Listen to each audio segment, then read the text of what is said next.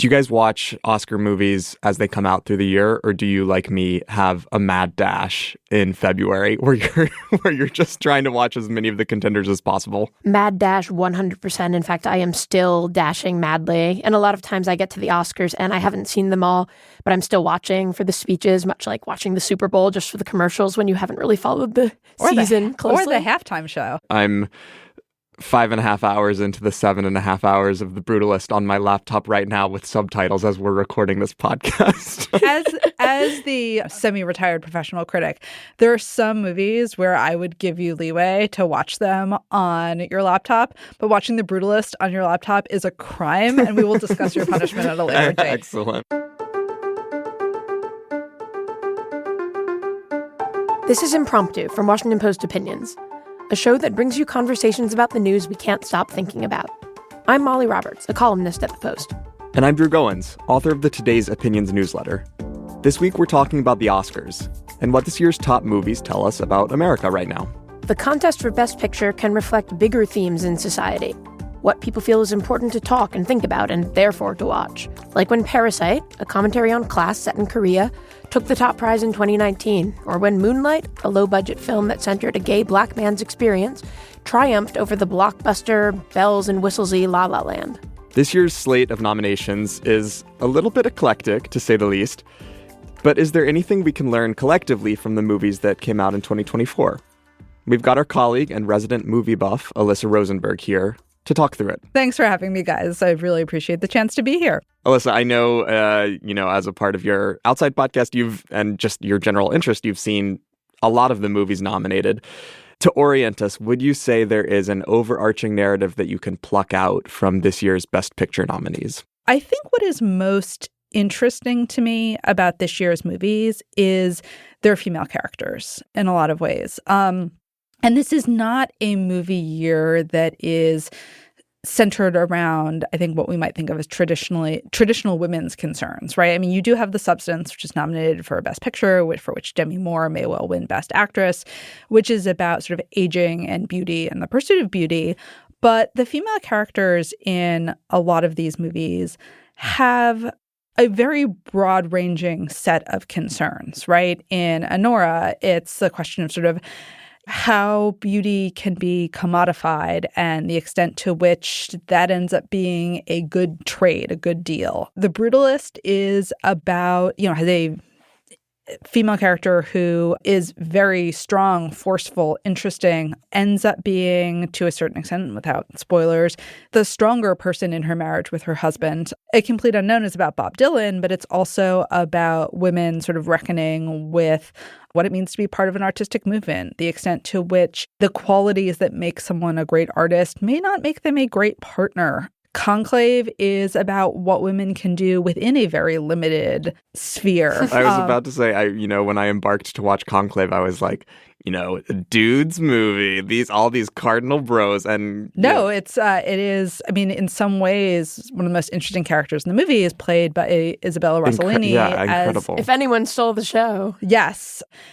Dune is Zendaya's character and Rebecca Ferguson's character have a conflict over how to approach the man that they both love, but it's also fundamentally a question about whether religious fundamentalism is true, whether it is a useful force to harness or not. These are not movies that are largely about feminism, that are about, being a woman in the sense that Hollywood traditionally permits that.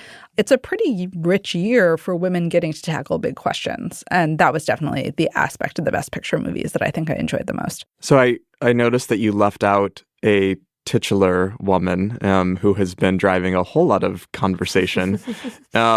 Talk to me about Emilia Perez. Oh, boy. What about it, Drew? Yeah, this is I feel like, talk to me about Emilia Perez. This is a question that's best asked sort of a couple cocktails in at the end of an evening rather than 10 in the morning on 2 cups of coffee. I thought Emilia Perez was a disaster. Here.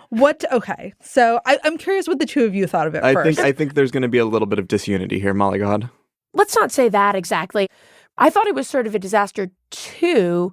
My biggest problem with it was that, you go into it and you're like, oh my God, this is so bad. And is it so bad it's good? And is it deliberate? Is it camp? And then it turns out, no, it's just bad. And the rest of the movie isn't anywhere near that level of ridiculousness. So it becomes even clearer this is earnest, which is horrifying. Right. So for our listeners at home who don't know anything about Emilia Perez and are probably just wondering what is going on, trust me, it's stranger than you could possibly imagine. Emilia Perez is a musical by a French director about a cartel boss who hires an idealistic lawyer to help him find the doctors who will allow him to transition, and then who reemerges years later to say, actually, no, I want my family back. And Emilia, the titular character, and the lawyer moved back to Mexico and start a nonprofit for people harmed by the very cartels that the cartel leader was presumably involved with. Because once you become a woman, you become a good person. Right.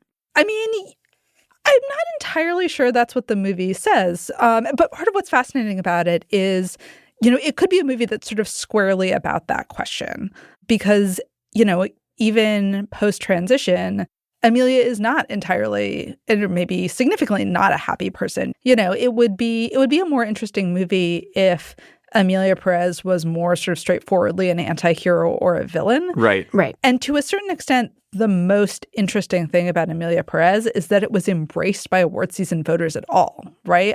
I don't know if people thought that supporting it was sort of a progressive act. And certainly the criticisms of the film from trans people, from Mexican cinephiles, did not appear to have gained a lot of traction. And what seems to have blown up the movie is the inexplicably late-breaking discovery of Carla Sofia Gascon's Twitter feed. Mm-hmm. Carla Sofia Gascon is the trans actress who plays Emilia Perez, both sort of pre- and post-transition. And it's a strong performance in a lot of ways. But yeah, when your Twitter feed includes the sentiment that, I'm paraphrasing here, Hitler just had his opinion of the Jews. That's not a thing that you should say. The movie has gone down in a disaster worthy of the artistic misfire that it is. It feels like a movie that an academy that is still deeply conservative in its tastes would nominate in an effort to appear more progressive than it actually is. But I mean, the movie, I think it's also worth being clear, the movie was sort of rapturously received when it debuted earlier in the year. I mean, our distaste for it, I would say, is not universally shared among movie-going audiences. Can I just ask, what do you think was happening with that initial rapturous reception? And would it have continued if these tweets hadn't been dug up? I mean, I think it's daring and bonkers. It has some strong performances. It's, ostensibly topical. I'm saying that in air quotes. I can see why people liked it, even though I hated it. But it's also, it's a very fluid Oscar season, right? I mean, it's a fluid moment in film. And I also think, to a certain extent, maybe the fluidity of this moment, among many other things, right? Differences in taste between the acting and directing and producing branches, but also just sort of a fluidity in politics has made this kind of a weird moment. I wonder if we can talk quickly about Conclave, which will involve a big spoiler. But there is sort of a question here about womanhood, too. And I'm curious, Alyssa, if you kind of want to explain that and tell us what you make of it. Sure. And I think when we talk about Conclave, it's probably useful to distinguish sort of the question of what it means to be a woman, what it means to be trans, what it means to be intersex, right? Because definitely. The sort of plot twist in Conclave, again, spoiler alert, truly, if you have not watched the movie and you don't want to be spoiled, you don't want to know who the new pope is, turn off the podcast. Come back. We'll still be here. Go watch the movie. Yes. The twist in Conclave is that the new pope who's been elected after sort of coming out of nowhere at the beginning of the conclave turns out to be intersex and to have made a decision not to have sort of gender confirmation surgery on the grounds that sort of God made him as he is. And I feel like I have not heard a lot of debate about this, perhaps because it does not conform neatly to discourse about either gender identity or the question of, one's relationship to one's body, right? Because to a certain extent, that is the argument that some folks who oppose, gender-affirming treatment, whether from minors or anybody, make, that, God made you, you're in the body that you're supposed to be in. Right. And yet, I think there is something interesting about that sort of willingness to live with ambiguity.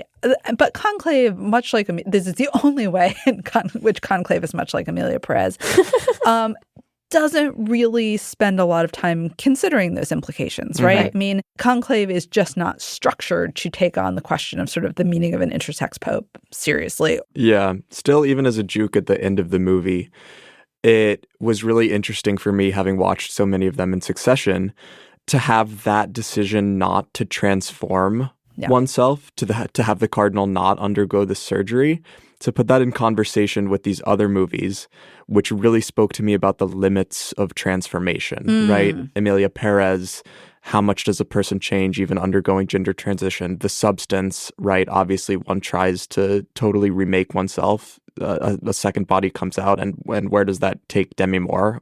Disaster. It's a really interesting contrast there. Yeah. Or, I mean, even something like A Complete Unknown, which is about the costs of turning yourself into the character of Bob Dylan or transitioning from one persona to the next. But Dune 2 is a movie about the cost of deciding to become a messiah, right? Sort of accepting an identity that's kind of being thrust on you with really catastrophic consequences. I think there is a I think sort of small c conservative strain of thought running under a lot of these movies. Anora, too, to a certain extent, which, man, I love that movie. That is precisely what I was about to say, and a great way to take us to the break, because we are going to talk about Anora right after, as well as other movies that we loved or hated or just felt kind of meh about.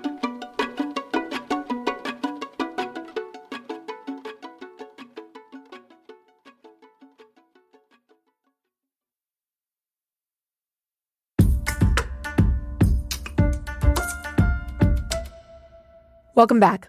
I'm Molly Roberts, and I'm here with Drew Goins and Alyssa Rosenberg talking about the 2025 Oscars. I think we all really, really liked Anora. This is the movie that tells the story of a sex worker in Brighton Beach who ends up marrying a Russian who turns out to be the son of very, very wealthy oligarchs. What did you guys think of the movie? What does it say about our culture, about sex? But I was just thinking of the scene where he says he wants sex and he goes, special sex. I really liked it. I felt like it did a good job taking the sort of themes of and feelings of rom-coms and then twisting them, subverting them. There were big tonal shifts in it, but I thought they really worked and were thoughtful. Yeah, it felt like a very fun, discrete 3-act structure. Yeah. The beginning was this kind of fairy tale almost. I think this is another instance of, as I was saying before the break, the limitations of transformation, right? Like it looks like it's going to be a Cinderella story, right, to some extent. And then it obviously comes crashing down with this Act 2 kind of screwball, heisty, not heist, right, but with these two goons. And there's so much physical comedy in it. Mikey Madison, it's just such a physical role too. And then you have this like deeply emotional, like gutting third act where all of this comes crashing down for Anora. But interestingly, not in the tropey sex worker loses everything, right? Like Anora comes out of this and we think, okay, she is so smart. She has so much heart. She's going to be okay. Like she's been knocked down, but there's no like ruin of the sex worker as we might have seen in years past. Yeah. And look, I think Sean Baker as a director is kind of a moralist, but a cracked one, right? And part of what he's suggesting in this movie is that transformation can't actually be achieved just by money, right? The sort of oligarch son that Anora kind of sees as her ticket out or a ticket towards a more comfortable life is just a complete fail-son, right? I mean, he's a child. He's someone who wants her to hang out with him while he plays video games all day and do drugs. When the prospect of accountability comes knocking, he literally runs away. On foot. Can't even drive a car. Right. And money does not transform him. Money does not, he lacks the emotional maturity to be able to stick to anything. Money, in fact, becomes his sort of this downfall of their relationship because he's not willing to do without it, right? He can't tell his parents off. And frankly, Ani wouldn't be that interested in him without the money anyway, but it is something that makes you dependent. It's not something that makes you free. It can change your clothes, but not yourself. And the actual transformation in Honora comes when Ani is able to connect in sort of a deep and raw way with one of the people who's been tracking her down, giving her a hard time, with someone who is not trying to buy her, is not trying to give her things, but sort of caring for her on a human level. To the extent that Baker and Baker's script are sort of moralistic about Honora, the character, it's in the sense that it is a mistake to think that money is transformative or that it will protect you. But his real contempt, I think, is for the people who do the buying, not the selling. And in fact, Honora's emancipation comes when she sort of divests herself of the symbols of the relationship, right? Gives up this sable coat, to the woman who handles the divorce paperwork in Nevada. It's just like, when she sheds the things that were supposed to transform her, that's when she actually transforms. I don't think Honora is quite the best movie of the year. That is, I think, without question, The Brutalist. But it is really glorious. But also, Mikey Madison is so good in this. And I've been talking with friends who are other sort of movie fans about this was not a great year for movies, but it was a great year for young movie stars. And so the emergence of Mikey Madison, the extent to which Timothée Chalamet is excellent, not just in Complete Unknown, but I think he's actually even better in Dune 2. He's great in Dune. That's the real sort of star-making turn there. You promised you would tell me off regarding The Brutalist, so I would love to give you a chance to do that now. So neither of you have seen The Brutalist? No, I feel terrible about this. The thing is, it is 4 hours long, and I have so much trouble bringing myself to see any movie that's 4 hours long. I have a whole gripe about how movies generally right now are too long. Like any movie is 2 hours and 15 minutes long, and I think that they rarely earn that. You can tell me whether you think I'm wrong, but also maybe you can tell me whether The Brutalist is a movie that absolutely earns its length. Okay, so first off, I am going to be the shame nun from Game of Thrones here for a minute. Shame on the two of you for not having seen the best movie of the year. Second, yes, The Brutalist is long. It completely earns it. It is an epic movie about sort of the meaning of Jewishness after the Holocaust, and specifically sort of the meaning of Jewishness in America and the extent to which the kind of heroic narrative of America's sort of liberation of European Jews from the camps curdles under the lingering American anti-Semitism of the 1940s and 50s. Also, it does what most long movies don't do, which is it has an intermission, Molly. You can stand up. You can get another soda. You can get some Milk Duds. If you're at the Alamo Draft House, you can get them to refill your popcorn. All right. The promise of snacks makes me far more inclined to sit through this. But also, Brady Corbett, who directed The Brutalist, does something really interesting with the intermission. The movie follows an architect who, comes to Pennsylvania. His wife and his niece have been liberated from the camps, but are in sort of Soviet custody in post-war Europe. And so he's there ahead of them. And you see Laszlo trying to find this place in America. You see Laszlo dealing with heroin addiction after having been injured and sort of not treated appropriately during the war. But then during the intermission, you see a wedding photo from pre-war Budapest. You see Laszlo's family intact. You see him uninjured. And for the whole length of the intermission, it's just focused on this one image. And it is this just astonishing illustration of what was destroyed in the war in the form of one family, right? You see, just how chic everyone looks. You see the sort of the joy, the glamour, the sense of solidity and contentedness. And to both give you the intermission to deal with the length of the movie, but also to just make this really powerful point about what's been left behind and what is not recapturable, right? What is not something you can put on film live. It is a stark statement of what the Nazis destroyed. I also really like the idea of using that intermission to focus on how going to the movies is an experience, much like going to the theater is an experience. Yeah, I love the idea of that intermission. I do want to point out that one of the other Best Picture nominees, Wicked, also ends with an intermission. It's just a year long until we get part 2. All right, Alyssa, that clearly is your pick for Best Picture, The Brutalist. Molly, what's yours? Anora, but I haven't seen them all. I know. I think mine is also Anora, but give me those 4 hours to watch The Brutalist, and we'll check back in before this weekend's ceremonies. With that, we are going to wrap this up. Alyssa, Molly, it was great talking to you both. Yeah, I had a great time. Thanks for having me.